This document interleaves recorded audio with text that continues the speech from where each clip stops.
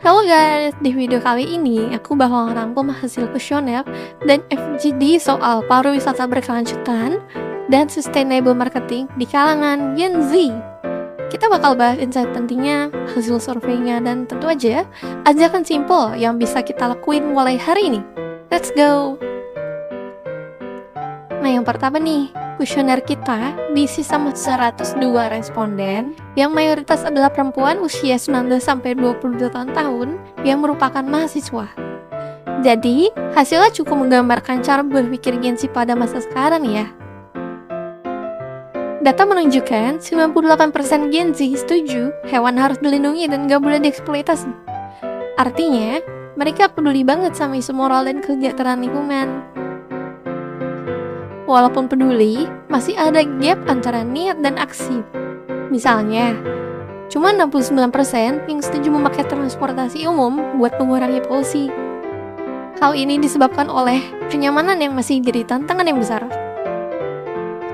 Menariknya, 78,4% Gen Z setuju dengan kebijakan tegas soal lingkungan, termasuk pajak penerbangan yang lebih tinggi demi keberlanjutan. Artinya, mereka rela berkorban sedikit demi bumi. 78% responden lebih memilih brand yang ramah lingkungan.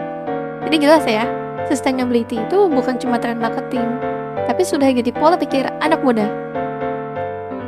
Gen Z juga peduli banget nih sama masyarakat lokal.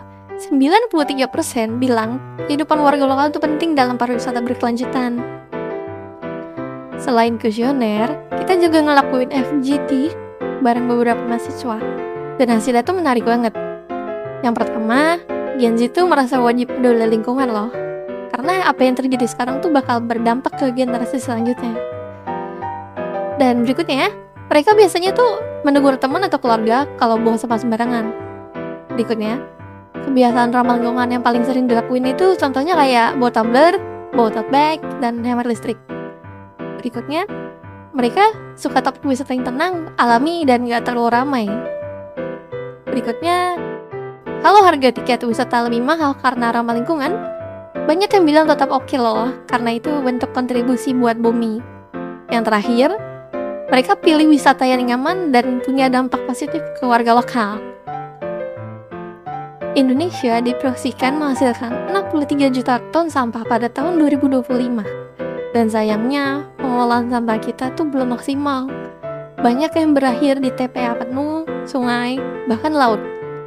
Karena itu, brand sekarang didorong buat menerapkan sustainable marketing.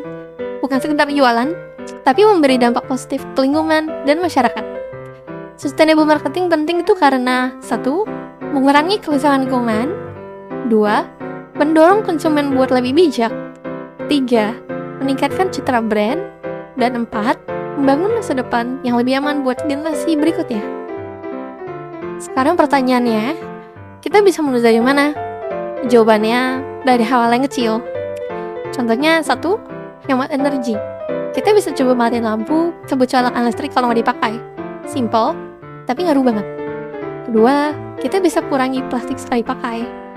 Contohnya kayak bawa tumbler, pakai tote bag, dan hindari sampah plastik yang nggak perlu. Ketiga, kita bisa pilih brand yang ramah lingkungan. Kita bisa dukung brand yang transparan dan punya komitmen nyata. Pilihan kita sebagai konsumen itu punya kekuatan besar loh. Jadi itu dia ringkasan kuesioner, FGD, dan kenapa sustainable marketing itu penting. Semoga video ini bikin kamu lebih aware dan mulai gerak dari hal yang kecil. Ingat, bumi ini tuh hanya satu. Dan perubahan besar selalu dimulai dari langkah kecil. Sampai ketemu di video selanjutnya. Bye-bye.